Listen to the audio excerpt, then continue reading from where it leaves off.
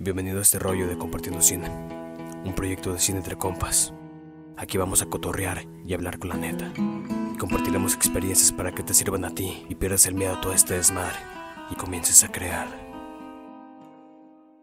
Esto es Compartiendo Cine. Un saludo a todos amigos de Compartiendo Cine. Estoy muy contento el día de hoy porque tenemos un invitado que está con nosotros por su ópera prima y pues nos va a contar bastante de ello y de cómo la logró. Entonces estamos muy contentos de recibir el día de hoy a Hugo Villaseñor. ¿Cómo estás, Hugo? Hola, muchísimas gracias. Pues muy bien, también muy contento de estar aquí contigo, con ustedes y pues dispuesto a charlar sobre cine. Bien, qué padre. Eso es padre.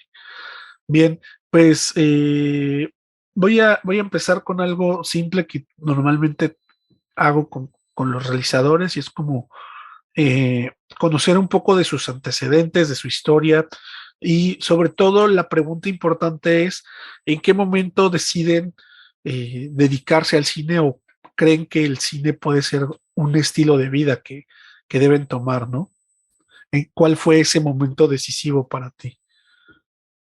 Pues, órale, es una pregunta interesante y creo que también complicada, ¿no? Pero, pues no sé, creo que puede parecer como una frase hecha, pero desde muy niño, pues estaba yo interesado en las artes, me gustaba dibujar, me gustaba es como, tengo una cierta sensibilidad y mis papás siempre fueron muy cinéfilos, siempre veían películas, me llevaban al cine y me gustaba, ¿no?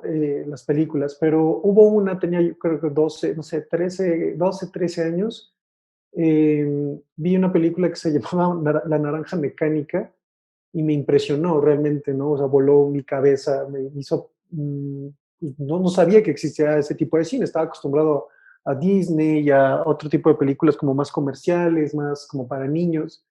Y cuando vi esa película, esta fusión de la violencia, de la música, me mostró algo que yo no sabía. Y se me empezó a meter en la mente que quería hacer yo películas, ¿no? Aunque no sabía ni qué hacía un director o qué hacía un productor, no sabía nada de eso, pero me llamaba mucho, ¿no? Y pues bueno, creo que pues, no es tan, ¿cómo se llama? Como tan increíble la historia, pero pues fue ahí cuando empecé como a interesarme más por el cine y darme cuenta que había otras formas de hacerlo también, ¿no? Entonces, pues sí, fue La Naranja Mecánica de Stanley Kubrick que me abrió como otras puertas. Ok, ok. Pues la Naranja Mecánica es una película complicada y aunque creo que llama mucho la atención, de repente, bueno, por lo menos yo la primera vez que la vi, también creo que, o sea, creí que la había entendido y creo que la terminé entendiendo hasta creo que hace unos pocos años, ¿no? Entonces, eh, ¿qué sentiste? Supongo que todos tenemos una relación con el cine un poco diferente, pero todos ya en este punto estamos acostumbrados como a consumir mucho contenido audiovisual, ¿no? Cine, televisión, etcétera, ¿no? Pero ¿qué fue, o que particularmente, qué fue lo que viste ahí que sentiste que no habías visto, pues no sé, en otras películas, ¿no? En otras cosas. Pues yo creo que fue la intensidad del discurso, ¿no? O sea, toda esta película de la violencia, el erotismo, la música, una película también distópica, ¿no? Que hablaba de un futuro, pero no un futuro brillante, sino todo lo contrario. Entonces, básicamente me gustó la furia con la que narraba Stanley Kubrick la película, ¿no? Y sobre todo estos elementos que se contraponían o que eran a simple vista contradictorios, ¿no? Toda esta violencia que vemos por parte de Alex DeLarge, pero además que es un ser sensible, le gusta la música, pero además la música clásica, ¿no? Beethoven. Entonces era muy interesante ver ciertas escenas violentas con música de Beethoven, ¿no? También el elemento de los colores, la dirección. Toda esa película tenía elementos o códigos que no eran reconocibles para mí a esa edad. O sea, nunca había visto algo parecido. Yo lo que veía era un caos en el buen sentido, ¿no? Entonces, pues todo eso me maravilló y me di cuenta pues que había otro tipo de cine, ¿no? Yo estaba más acostumbrado a un cine más condescendiente, un cine pues más como para que le guste a la mayoría o al gran número de personas. Y pues al ver esta película, pues empecé a entender también con el tiempo, ¿no? Que con razón ofendió a tantas personas, que fue censurada, fue prohibida. Y pues fue eso, dicen por ahí que lo más prohibido es lo más deseado, entonces eso fue lo que me llamó la atención de Kubrick, ¿no? Que contaba algo de una manera muy, muy diferente. Yo nunca lo había visto. Claro, ¿no? Y me parece interesante que hables como de la fuerza del discurso y erotismo y todo lo que va, porque creo que hay parte de eso, al menos de lo que yo vi en tu película. Entonces, eso me llevaría como a preguntarte como esas influencias, ¿no? Que tienes y que eh, finalmente se ven reflejadas en la obra que tú realizas. Y pues hay cosas que son más conscientes que otras, pero básicamente supongo que a raíz de ese primer encuentro con este otro tipo de cine, creo yo que empieza como esta hambre, ¿no? De conocer más y ver más cosas similares, ¿no? Entonces, ¿con qué tipo de cine te fuiste encontrando? ¿Con qué autores? ¿Y cuáles de ellos quizás fueron los que te llevaron a generar esta manera de hacer cine, ¿no? Claro, pues mira, yo estudié en la Ciudad de México, yo estudié en el Instituto Ruso de Cine y pues era una escuela pues no muy convencional porque normalmente en las escuelas de cine pues se concentran, no sé, nada más en guionismo, en dirección, en cosas como técnicas, producción y así, ¿no? Y nosotros teníamos eso, pero además teníamos filosofía, literatura, historia de la música, historia del arte. Muchas de esas materias pues me fueron fortaleciendo, pero también tenía como algo negativo, ¿no? Porque como cualquier escuela de cine, pues te enseñan películas como las de cajón, ¿no? El Ciudadano Kane, no sé, las de, se me olvidó, Sergei Eisenstein, etcétera, como las clásicas, ¿no?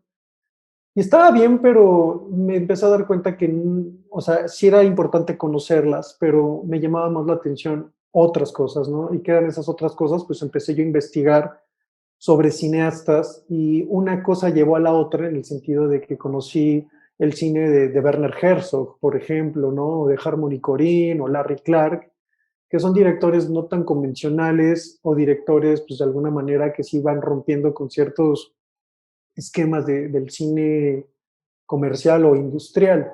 Entonces, pues bueno, mis referencias empezaron a irse como por ahí, por un cine más realista, un cine donde no es necesario o que no abogan por el artificio o los elementos decorativos, sino que es más puro. Y cuando digo más puro, es porque no les interesa que si son los actores profesionales o súper famosos o VFX o nada de eso, ¿no? Realmente lo importante es la historia, lo importante es cómo se cuenta y sobre todo este tipo de cine que también raya en lo experimental, ¿no? Pues tiene eso que puede experimentar, que puede jugar con otras cosas, que se atreve y que se arriesga y que son propuestas muy diferentes que pocas veces o nunca vamos a ver en Cinemex o en Cinépolis, ¿no? Entonces, ese fue el cine que me empezó a traer este cine de artistas que pues, realmente eran transgresores y mostraban otra forma también de hacer y pensar el cine. Wow, qué padre. Y, y me llama mucho la atención todo lo que dices porque son atributos que siento que al menos yo vi en la película que hiciste. Y igual me gustaría pues ir entrando a hablar un poco de eso porque creo yo que ahí pueden salir más cosas, ¿no?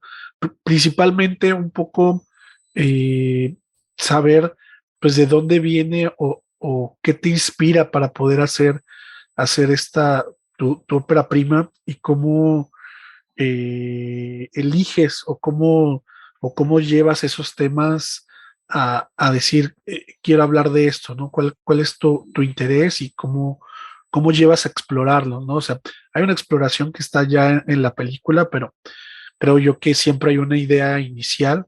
Entonces, ¿cuál fue esa semilla que te llevó a querer hablar sobre eso? Claro. Pues, ¿qué eras cuando Dios muere? Es una película que, bueno, pues la hice básicamente porque pues, quería expresarme y quería comunicarme con los demás, ¿no? Y sobre todo, pues era algo que me estaba carcomiendo y era algo que quería de alguna forma como exorcizarme y materializarlo en una película. Básicamente esta película yo la filmé en el 2018 y como podrás darte cuenta, pues tardé pues, 3 años en terminarla. Y pues yo en ese entonces ya había salido de la escuela de cine y pues básicamente me sentía frustrado y yo mismo me latigueaba con compararme con otros cineastas de mi edad, ¿no? Es que ellos ya hacen cine, ya hacen películas y yo hago comerciales y infomerciales o videoclips, ¿no? No tiene nada que ver con el cine, eso yo decía, ¿no? Y pues empecé a frustrarme porque pues yo quería ser cineasta, pero yo no estaba haciendo cine, entonces pues me empecé a sentir agobiado, ¿no?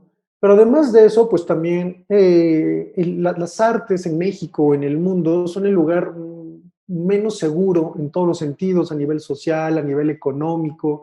Es complicado a nivel laboral, trabajo, dinero, siempre es difícil, no es como, no sé, si eres médico o abogado o carpintero o mecánico, al final siempre vas a tener trabajo, ¿no? Y creo que con el arte, pues de alguna manera, en un sentido práctico, pues no sirve para nada, ¿no? En el sentido de, pues, si quieres una mesa, pues vas con un carpintero, ¿no? Si quieres que te arregle, no sé, tu carro, pues vas con un mecánico, pero pues, pocos quieren poesía, pocos quieren una novela o una película, ¿me explico?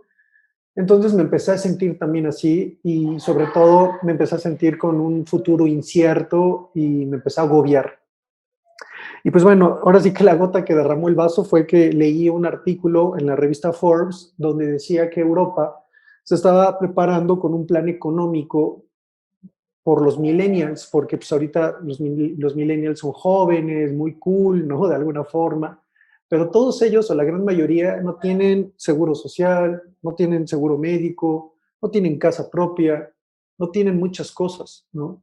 Y esos millennials se van a hacer viejos un día y se van a convertir en un problema para el Estado. Entonces están preparándose económicamente, están haciendo un plan de emergencia para lidiar, ¿no? Con ellos. Y me pareció bien interesante y me pude a pensar si en México se estaba haciendo eso, ¿no? Y pues empieza la película a partir de esa semilla que es el miedo al futuro, el miedo a crecer, el miedo a las responsabilidades, pero sobre todo también el vivir en un contexto de pues ambigüedad o de confusión a nivel político, social, ¿no? Entonces, sobre todo, pues era como yo me sentía en ese entonces, ¿no? Sentía que no tenía un futuro brillante, yo y como mi generación. Y pues eso, ¿no? Realmente habla de personajes que están perdidos en un laberinto y como tal son como unos niños, ¿no? Ya son adultos, pero realmente tienen miedo a crecer, ¿no? Para mí, yo eh, resumiría eso, es una película sobre personas que tienen miedo a crecer, miedo a enfrentarse a la vida. Ok, ok, muy bien. Pues sí, y me llama mucho la atención varias cosas que dices, por ejemplo, principalmente el miedo a ir al futuro y todo eso, pero sobre todo un poco esto de la comparación, ¿no? Quisiera comenzar con esto, ¿no? Creo que es muy común o es un instinto muy humano de repente quererse comparar, ¿no? Entonces dices, eh, pues ya voy a llegar a tal edad, ¿no? De repente parece ser que la sociedad se empeña como que cumpla ciertos roles, ¿no? Según tu edad, ¿no? Entonces empiezas queriendo y no sentir esa presión de decir, pues ya estoy por cumplir cierta edad y no he hecho esto, ¿no? No he logrado esto, ¿no? Y de repente ves a alguien más joven y no sé, ya llegó a tal nivel, ¿no? O alguien que fue tu compañero ya hizo tal cosa y ya logró, parece que ya logró algo, ¿no? Y veo y siento eso como algo muy, fuera de que es muy humano, de repente o puede ser una motivación o puede ser un obstáculo, ¿no? Puedes tirarte y decir, pues no sirvo para nada, no voy a hacer nada y ya, ¿no? Te quedas conforme o puedes usarlo como motivación y decir, bueno, eh, pues tengo que hacer algo, ¿no? En ese sentido, para ti, eh, ¿cómo te motivaste o qué hiciste para poder superar, ¿no? Esa frustración? Porque creo yo que a veces puede uno entrar como en estos círculos viciosos, en estos laberintos donde uno mismo se encierra, ¿no? Entonces, eh, ¿cómo lo enfrentaste y cómo llegaste a empezar a formular la película? Claro, pues básicamente creo que también es importante salir de la zona de confort. Creo que también es importante a veces sentirse presionados, ¿no? Porque cuando estamos cómodos en algo, pues no nos movemos. ¿Por qué? ¿No? Pues estamos muy bien. Y pues yo me empecé a sentir incómodo y sobre todo estas ideas pues me carcomían, entonces yo lo tenía que sacar, ¿no? Entonces básicamente pues sé que suena fácil, ¿no? Pero no es fácil, ¿no? Pero en algún punto sí, en el sentido de hay que tomar esa decisión. Entonces básicamente pues dije, a ver, estos recursos, tengo estas herramientas, entonces pues la voy a hacer, ¿no? Entonces básicamente pues yo escribí un guión yo mismo, yo lo empecé a trabajar y pues ya, ¿no? O sea, nunca pretendí aplicar a un fondo, pedirle permiso al gobierno.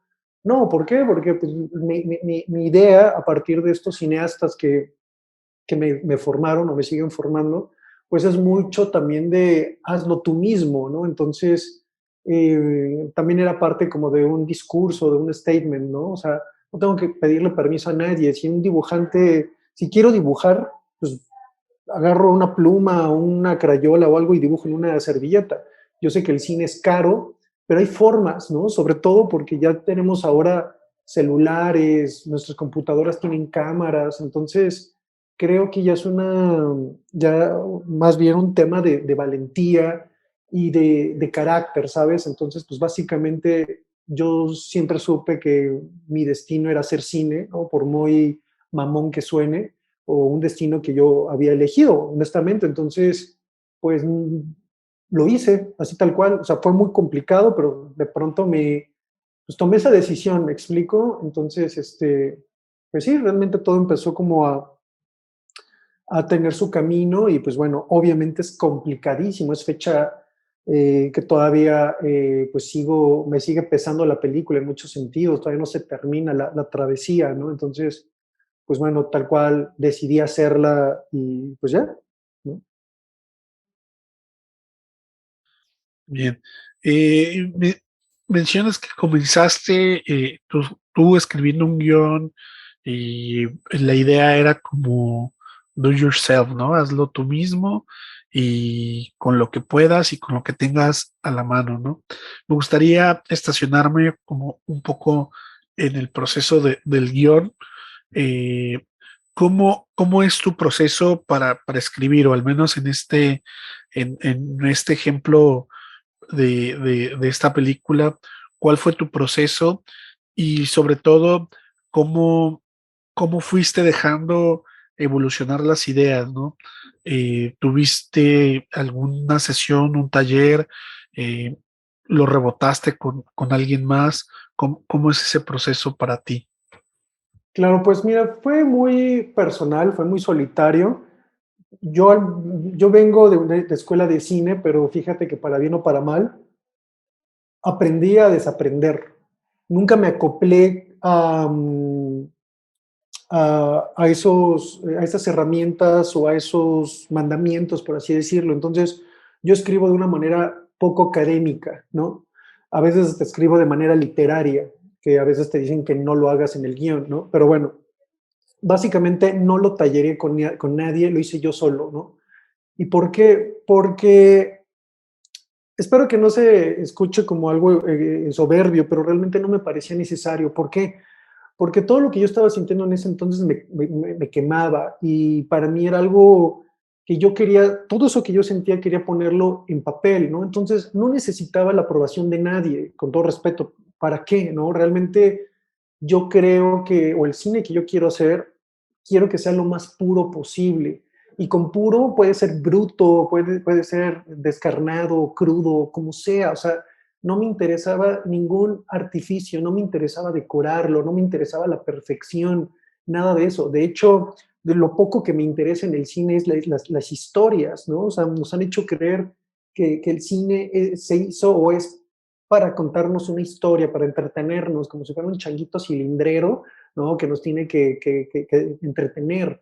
El cine no es solo para entretenernos, en el cine también podemos llegar a purificarnos espiritualmente, podemos llegar a un punto de reflexión, de inflexión y podemos cambiar, ¿no?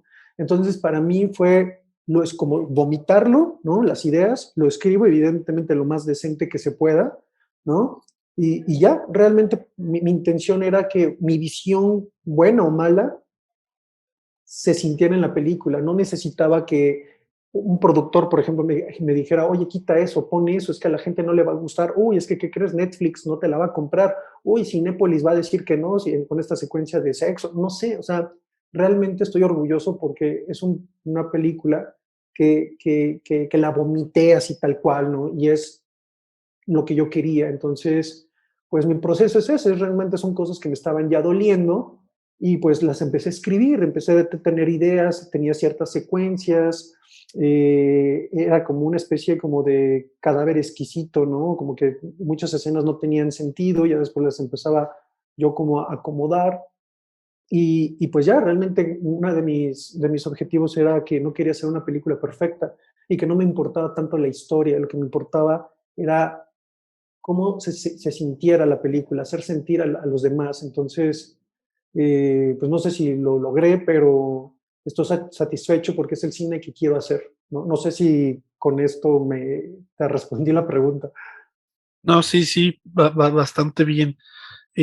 Con eso paso a lo siguiente y es, eh, pues una vez que terminas tu proceso de escritura y que ya te sientes conforme con el resultado de lo escrito, eh, pues pasa a la siguiente etapa, ¿no? Que es empezar a buscar la manera de realizarlo, ¿no? Mencionabas hace rato que tardaste aproximadamente 3 años en terminar la película. No sé exactamente desde qué momento tú empiezas a contar el tiempo, si desde que escribiste el guión o desde que empezaste a intentar producirlo, pero vaya, aún con todo y eso, pues es un tiempo considerable. Normalmente, hoy por hoy, ya en un cine más de maquila, tratan como de hacer una película por año, ¿no?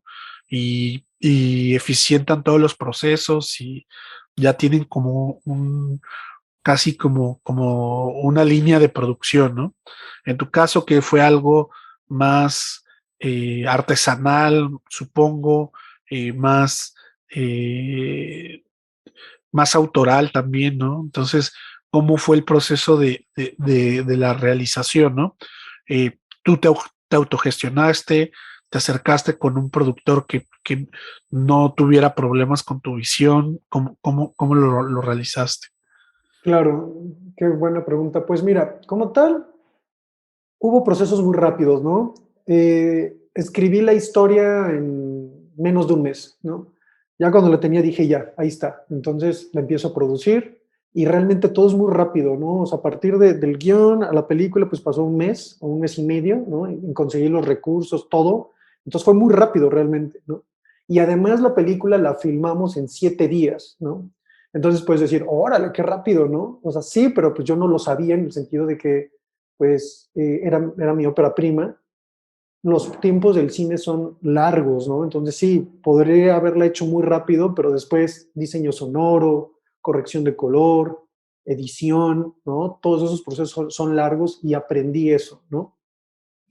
Es una película que está hecha con dinero privado, en el sentido, yo puse una parte, le pedí a mi familia, amigos me dieron también, me daban cosas en especie, ¿no? Por ejemplo, pues no cobraban sus trabajos, ¿no? La productora, el asistente de dirección, alguien me patrocinaba comidas, alguien me regaló la corrección de color, así tal cual. Yo sé que suena también como ya frase hecha, pero realmente es una película que está hecha con mucho amor, ¿no? Y el apoyo de la gente como tal. Es una película, pues también relativa, más bien muy barata, ¿no? O sea, muy, muy barata. Hay mucha gente que luego no quiere decir cuánto cuestan las películas, pero a mí me gusta decirlo, ¿no? Porque quiero que esto sea un ejemplo, ¿no? Para gente y que se dé cuenta que si no hacen cine, pues no sé, por muchas otras cosas, pero realmente podemos hacer películas ya con celulares, en verdad. O sea, ¿por qué no hacerlas, no? Es una película que filmarla nos costó 80,000, 90,000 pesos mexicanos, así tal cual, filmarla, ¿no? Ya después terminarla, pues bueno, ya fue más caro, pero a lo que voy es una película que no costó nada a comparación del estándar de películas comerciales. O sea, es micro presupuesto, ¿no? Entonces, pues así tal cual no pedíamos permisos, ni siquiera aseguramos el equipo, filmamos, o sea, no estoy diciendo que lo hagan, ¿no? Simplemente cuento como yo lo hice, ¿no? Filmamos en lugares peligrosos, nos pudieron haber asaltado, ¿no? Pero bueno, al final así se hizo, ¿no? Y era como nosotros podíamos hacerlo y como creíamos que se hacía, ¿no? Entonces, pues básicamente yo creo que es una película muy punk en eso, muy rebelde. Y bueno, ahorita ya que volteo hacia atrás, ¿no? Porque fue eso en el 2018, pues también como que ya me da un poco de ternura, ¿no? De pues muchas cosas que hicimos a lo loco. Pero te voy a decir algo, yo creo que para hacer cine se necesita una dosis de impertinencia, una dosis de locura, porque analízalo, hacer cine y hacer cine en México es para enfermos mentales, o sea, básicamente, o sea, ¿no? O sea, porque fuera de las grandes producciones, realmente los cineastas independientes, lejos de ganar dinero, pierden dinero, ¿no? Es un caso que pues, casi nadie te pela, como dices, ¿no? Por el tema de la distribución y exhibición, casi nadie te ve cierto nicho. Entonces, es algo realmente, pues, como de tener un complejo suicida, ¿no? O sea, yo sí creo que para hacer cine, sí, hay que tener planeación, hay que ser responsables, pero también hay que estar medio locos, en verdad, o sea, y rebeldes, porque si no, nunca vas a hacer una película, jamás. O sea, es poco probable que alguien toque a tu puerta y te diga, toma $1,000,000 para que debutes. ¿Quién? ¿Por qué? O sea, ¿quién eres? ¿No? O sea, yo siento que si yo no hubiera hecho esto, pues sería fecha que nunca hubiera hecho una película, ¿no? Realmente. Entonces, creo que la única forma es no pedir, sino arrebatar. Wow, no, sí. Y me llama la atención porque creo yo que tú, pues, a lo largo de todas estas entrevistas y conociendo a varios realizadores, me doy cuenta que eres como, creo que hay una generación ya en el cine mexicano de gente que no tiene tantas ganas de hacer cine que termina haciéndolo aún fuera de las instituciones como normalmente se dice, ¿no? Que se tiene que hacer cine, ¿no? Haces tu carpeta, bajas un fondo, eh, haces todo como debe ser, bajas otro fondo para hacer la postproducción y luego bajas otro fondo para hacer la distribución, ¿no? O en todo caso, habrá alguien que te quiera distribuir porque ve algún valor comercial en lo que estás haciendo, ¿no? Entonces, me parece bastante llamativo cómo estas ganas de hacer cine superan la la posibilidad de poder obtener fondos y me llama mucho la atención porque ese tiempo se hablaba mucho de la desaparición de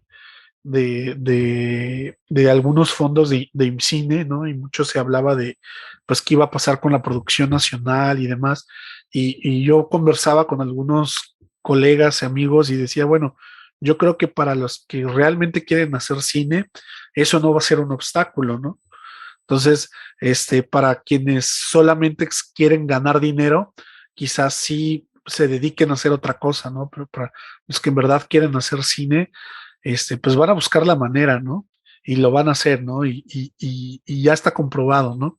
Probablemente sí baje el número de producciones, porque ahorita creo que estamos más de 100 o 200 películas por año, pero ahora sí que quienes van a hacer las películas van a ser los que realmente quieren contar algo, ¿no? Y vaya, y me llama poderosamente la atención todo lo que me estás diciendo, porque pues estás hablando de realizar algo pues con lo que tienes y pues con las uñas, ¿no? Como dicen. Por otro lado, si bien supongo que con este dinero que pudieron conseguir y con estos fondos, ya sea en especie y demás, pudieron cubrir como los gastos mínimos de la producción, ¿no? Quizá algo de comida, no sé si les pagaste sueldo a todos los que participaron, aunque sea algo muy simbólico o no les diste nada, pero lo hicieron con amor. Pero independientemente de esto, por ejemplo, de repente cuando uno, sobre todo yo, pongo mi ejemplo principal, ¿no? Cuando haces un proyecto sin presupuesto, con un presupuesto muy básico, donde no alcanza a darles una retribución económica a quienes participan, sobre todo actores y demás, se vuelve un poco complicado los horarios, ¿no? Para mí creo que es una parte fundamental, ¿no? Entonces de repente tienes que encontrar maneras, y sé de casos, ¿no? Que de repente hay películas que les han grabado por fines de semana y se llevan bastante tiempo haciéndolo así. Hay algunas otras que logran aventarse al ruedo y sí logran grabarla pues de principio a fin, ¿no? De corrido, ¿no? En tu caso, ¿cómo fue y cómo lograste o cómo convenciste tal vez de formar parte de este proyecto a la gente que se involucró en esto y cómo lograste coordinar, ¿no? Porque creo que es una de las partes más difíciles y tiene más que ver con el tema de la logística, pero creo que también es bastante importante porque si no, todo se puede volver muy caótico. Sí, totalmente. Pues mira, como tal, a los actores, a todos los que aparecen ahí actuando, pues a todos se les pagó, a todos. Evidentemente al crew, pues se habló con ellos, además que eran amigos míos de la carrera de cine, etcétera.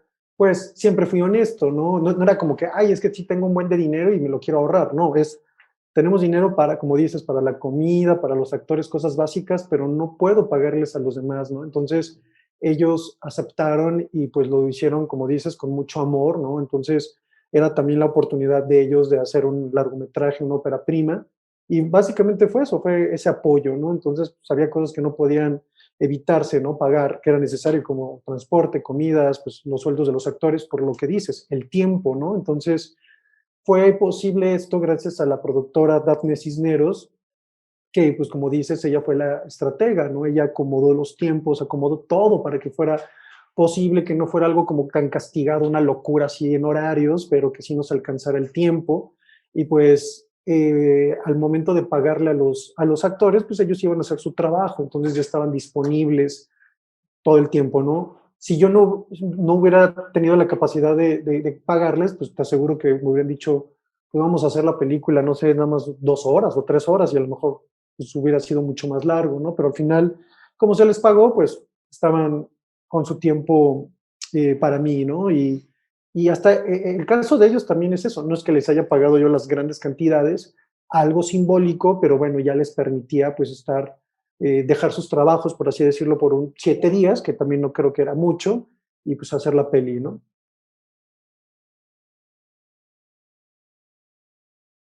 Claro, ok, ok, muy bien. Una vez que, o sea, parece que el rodaje fue muy rápido y para mí siempre el rodaje me parece algo muy romantizado, porque realmente aunque pareciera que ahí se hace la película, ahí solamente se hace una pequeña parte de la película, ¿no? Hay partes de la película que se hacen antes del rodaje y partes de la película que se tienen que hacer después, ¿no? Y creo que una parte que creo que muchos, o sobre todo quienes van empezando dejan muy de lado, tiene que ver con la postproducción, ¿no?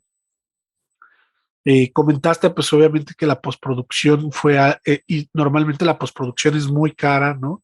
En cuanto a todas las cosas que se tienen que hacer, pues desde editar, corregir color, mezclar, diseñar el sonido, etcétera, etcétera, ¿no? En tu caso, ¿cómo lo resolviste? ¿Y cómo lograste integrar, ¿no? Un equipo para esto, ¿no? ¿Volviste, no sé, a pedir dinero o algún fondeo entre familia y conocidos? ¿Hiciste algún trato, supongo? No sé, ahí cómo fue tu experiencia. Pues sí, pues mira, la película, pues yo, bueno, yo evidentemente ya tenía una idea, ¿no? Pero ya cuando la empiezo ya a editar, me empiezo a dar cuenta que empieza a ir por otra parte, ¿no? Que hay cosas que, pues por ahí dicen que las películas se hacen realmente en la sala de montaje, ¿no? Eh, pues realmente la postproducción fue igual, ¿no? Fue pedir favores, ¿no? Gente que me regalara pues, tal cual su trabajo, ¿no?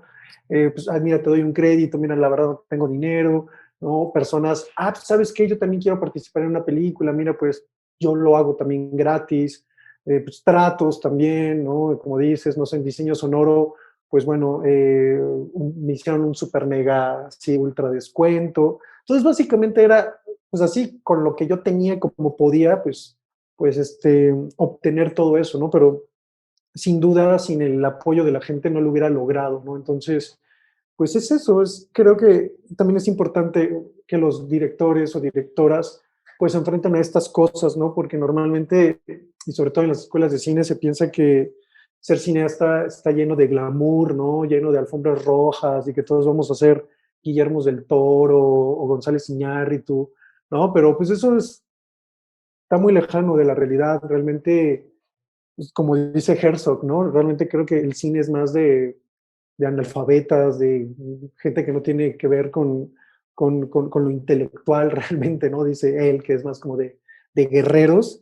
Entonces, pues bueno, es eso, ¿no? Es como tu hijo y pues salió medio feíto, medio chueco, lo que sea, pues hay que tratar de vestirlo lo mejor posible para que se vea bonito, a lo mejor lo peinas, le tomas una foto de perfil, el perfil bonito, ¿no? Etcétera, etcétera. Entonces era eso, así tal cual empezar a buscar todo eso y pues también de pedir muchos favores, ahorrar y pues, híjole, no sé, como dices, estar rascándole con las uñas, ¿sabes? O sea, para mí digo, pues evidentemente, pues nunca voy a dar a luz a un hijo, ¿no? Pero para mí es como parir un bebé, ¿sabes? Y creo que está peor, porque cuando una mujer pare un bebé, pues son 9 meses, ¿no? Pero pues yo llevo ya como 3, 4 años con el chamaco ahí como que medio para afuera y quién sabe cómo salga, y ya medio lo vi, como que, ay, cabrón, ¿no? Entonces, pues realmente es eso, ¿sabes? Duele mucho y son cosas que pues nadie te dice o que te dicen, pero no experimentas porque yo ingenuamente decía, pues hago la película y ya. Sí es un paso importante, pero ¿qué crees? Es todavía hacerla y no es nada más terminarla. Ahora, ¿dónde se presenta? ¿Me explico? ¿No? Ese tema que adolece el cine mexicano de la exhibición, la distribución, o sea, es un gran tema, pero pues he aprendido mucho, ¿no? Pero sobre todo entender que en el cine, pues, no existe el glamour como tal, o sea, eso es para pocos, realmente es como ser carpintero, ser plomero, ¿no? O sea, es una chinga y pues ahí está, ¿no? Claro, ¿no? Y justo tocaste un tema que también quería preguntarte, que tenía que ver con el tema de la exhibición, y es como, dices, bueno, tienes un hijo y tienes que ver cómo presentarlo y que se vea lo mejor vestido posible, ¿no?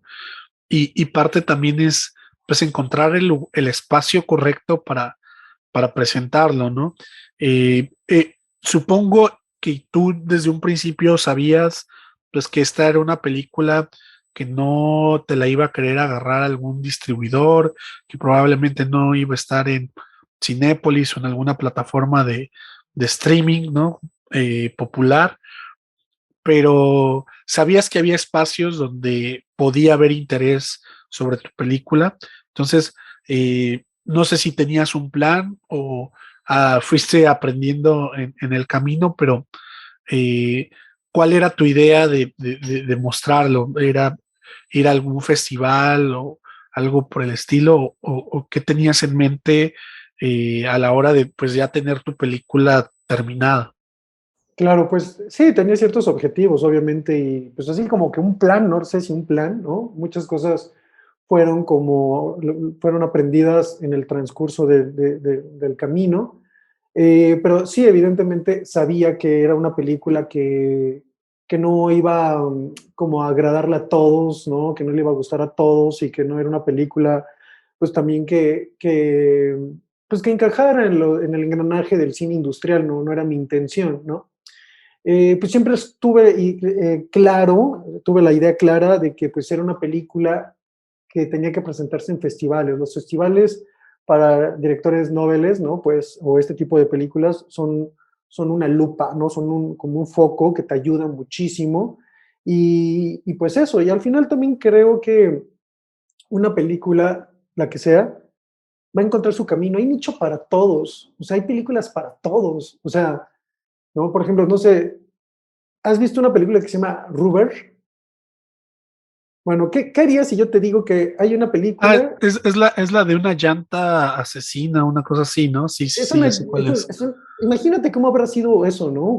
Cuando picharon eso. Es una llanta asesina que también tiene deseos sexuales y aparte tiene poderes de telequinesis. Y a lo que voy es, hasta esa película que suena absurda, tiene un nicho. O sea, todo es vendible, todo tiene un nicho, ¿no? Entonces, a lo que voy es, yo sabía que mi película, pues, iba a tener su camino, ¿no? A lo mejor uno muy difícil y largo, pero al final todas las películas van encontrando su camino, ¿no? Entonces, pues es eso. Por ejemplo, también se presentó un tiempo en Filmin Latino, ¿no?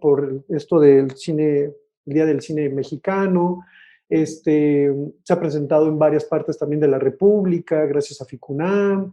Eh, pues ahí sigue, ¿no? Y sigo planeando qué hacer con la peli, ¿no? Si veo que no hay ninguna respuesta de festivales, pues ya el próximo año, en una de esas, pues la subo a YouTube o a Vimeo y cobro una lana. No lo sé, a lo que voy es, tenemos ya tantas herramientas realmente que, o sea, sí tenemos esta onda romántica, ay, el cine y la pantalla grande, sí está padrísimo, pero pues realmente, si queremos que se vea, se puede ver en muchas partes, ¿no? Entonces, pues es eso, ¿no? Realmente no es algo que me agobie ya, o sea, al final creo que la película tendrá su camino.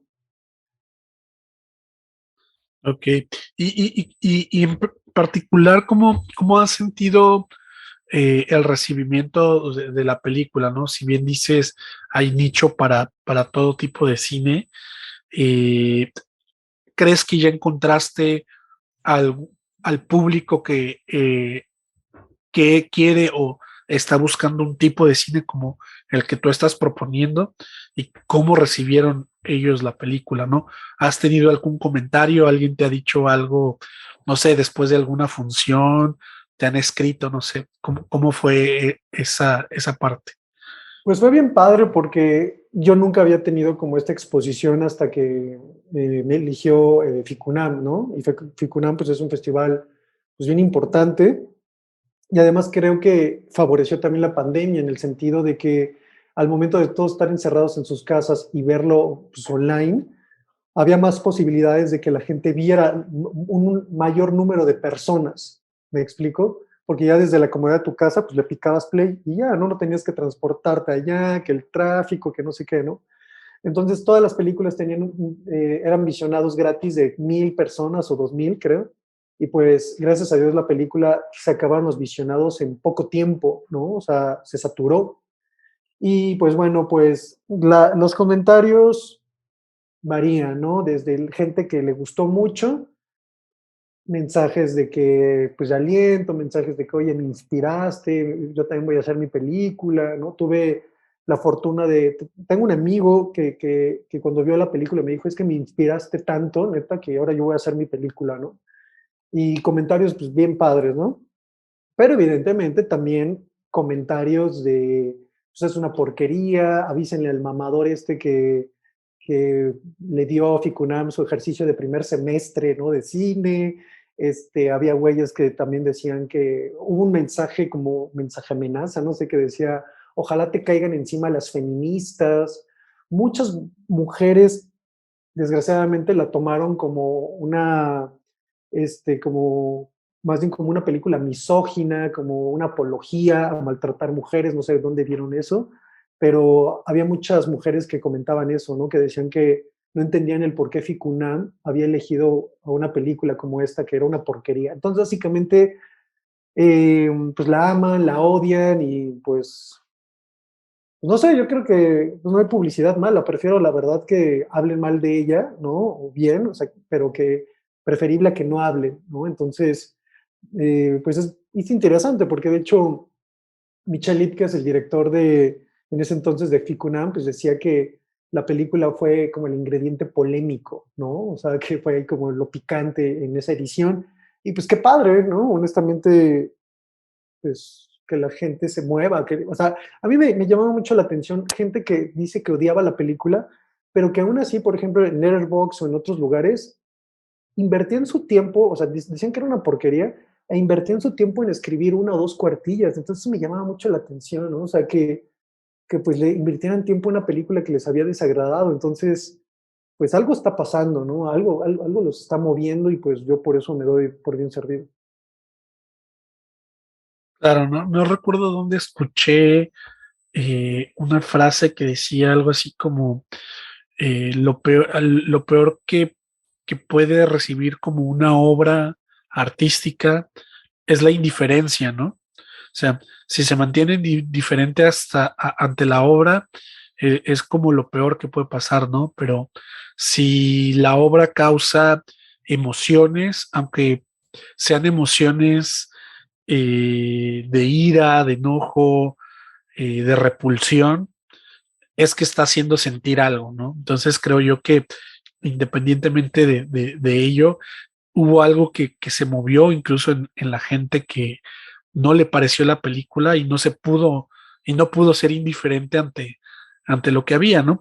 Y sí llega, estuve investigando, estuve leyendo algunas cosas acerca de la película para esto y sí me topé justo una reseña que hablaba justo sobre esto mismo, ¿no? Del tema de la violencia y recalcaba una escena donde uno de los personajes principales toma ventaja, ¿no? De su pareja en un momento donde ella de alguna manera le dice que no quiere.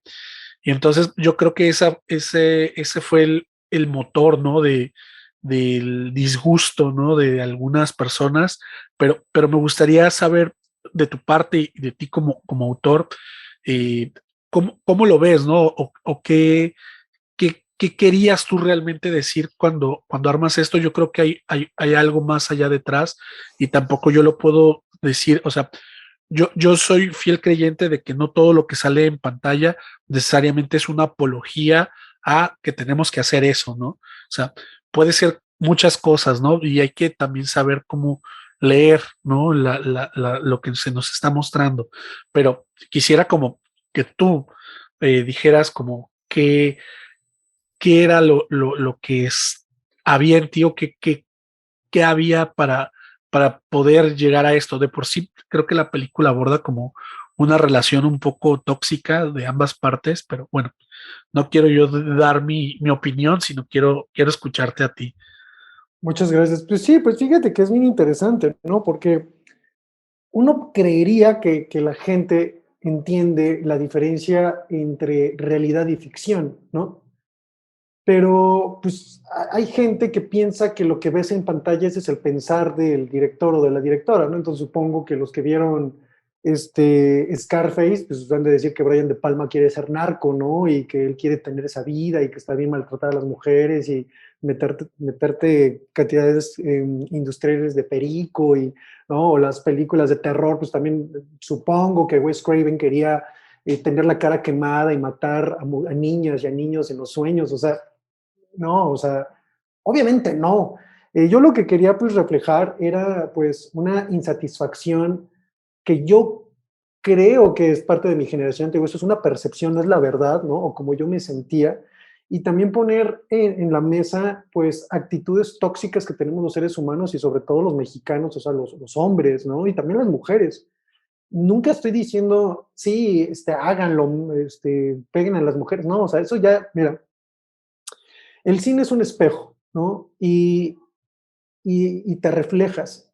Y realmente dicen más del que lo ve que que el mismo realizador. O sea, yo puedo decirte por qué la hice, pero cuando uno la ve, van a ser sus circunstancias, dónde nació, si es hombre o mujer, qué religión tiene, de qué clase social, qué nivel intelectual tiene. Todo eso va a ir formando su cosmogonía y su visión de la película, ¿no? Va a haber cosas que a lo mejor yo digo, no, pues yo no lo hice por eso, o van a haber cosas que tal vez pues, realmente yo no las quise poner, no sé si me explico.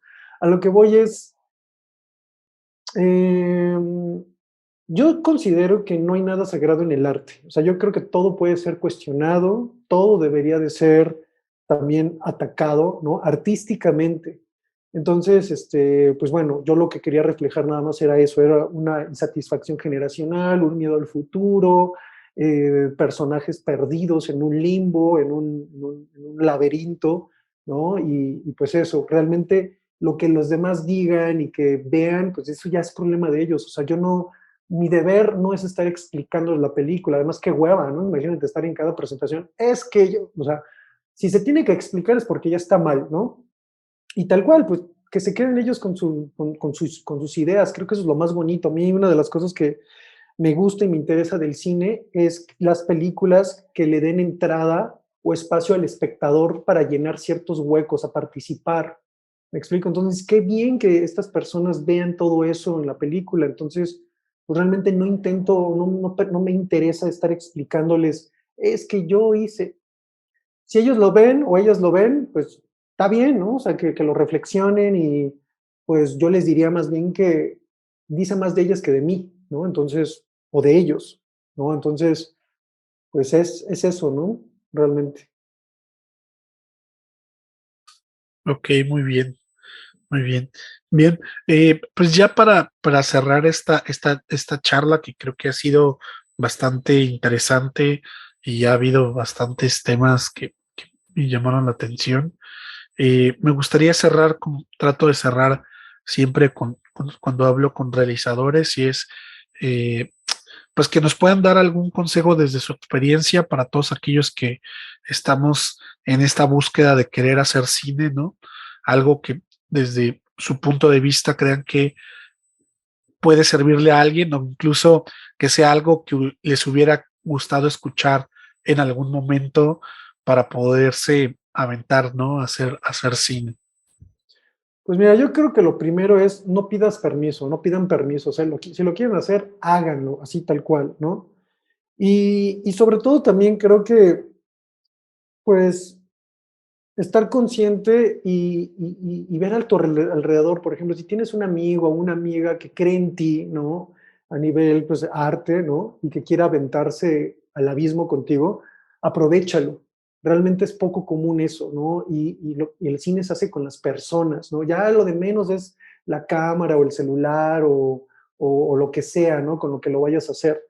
Pero yo creo que es eso, es ser valiente, en verdad es arrojarte y sobre todo creo, hay una frase que me gusta mucho, es de una banda que se llama Cuarteto de Nos, que dice, si naciste incendiario, no te mueras bombero. ¿Qué quiere decir eso? Como yo lo interpreto, es, sé quién eres, no te traiciones, haz lo que tú sueñas, ¿no? Yo he conocido gente que, no, es que mira, mejor voy a hacer una película, una comedia de esas convencionales que se hacen así a montones, me gano una lana y ya después hago la película que yo quiero. Eso no va a pasar nunca, es poco probable, ¿no? O sea, quitémonos esas telarañas en la cabeza y hay que arrojarse. Yo creo que el cine o el arte es para los valientes, ¿no? Discúlpenme, pero no hay cabida para la cobardía ahí, o sea, honestamente. Entonces, arrójense, así tal cual. Yo sé que suena como muy fácil, pero es así, mira, cierras los ojitos, te pones al precipicio y te avientas.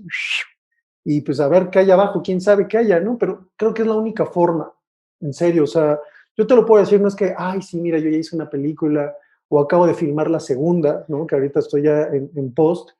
Es un dolor de, ya sabes qué, ¿no? O sea, es un dolor de cabeza, es incierto, la verdad. O sea, hay cineastas que tal vez tienen un colchón y que a lo mejor pues los contrató Netflix o ya tienen, no sé, apalabrada la distribución, exhibición, pero hay cineastas como yo que son independientes y todo es incierto. ¿Sí me explico? Pero a lo que voy es, otro consejo es que se hagan la pregunta, ¿qué le pides o qué le piden ustedes al cine? Dependiendo de eso, va a marcar su camino, porque todos le pedimos cosas diferentes, ¿no? No es lo mismo lo que le pide los directores de Spider-Man No Way Home a lo que le pide, pues, no sé quién será, Carlos Reigadas, por ejemplo. Son propósitos distintos. Y el camino que sea, yo no estoy diciendo que esté mal el Spider-Man y que esté muy bien el cine autoral, o sea, depende del cine que quieras hacer, pero el que sea honesto y hazlo, tal cual. Muy bien, pues muchas gracias por tus palabras, muchas gracias por la plática, muchas gracias por tu tiempo. Y pues bueno, con esto cerramos el día de hoy. Pues obviamente volverte a agradecer por todo, Hugo. Y pues antes de cerrar, no sé si quieras decir algo más. Pues muchas gracias por haberme invitado y pues no desistan. Realmente si quieren hacer cine, háganlo, es la única manera. O sea, creo que es mejor ver hacia atrás y decir, la cagué, hice una película horrible o lo que sea, pero ya no te quedas con las ganas de hacerlo, me explico, y también quitarse esa idea como de hacer la obra perfecta. Hagan lo que tengan que hacer y pues irán con el tiempo pues, perfeccionando, ¿no? Pero yo creo que es eso, en verdad, háganlo y pues nada más realmente sería como esos consejos que podría yo dar en mi corta experiencia. Muy bien, pues muchas gracias nuevamente. Bien, pues con esto cerramos la cápsula del día de hoy. Agradecer nuevamente a Hugo por haber estado aquí. También, como siempre, agradecer a todos aquellos que nos ven y nos escuchan. Y nos estaremos viendo y escuchando en un próximo episodio. Hasta la próxima.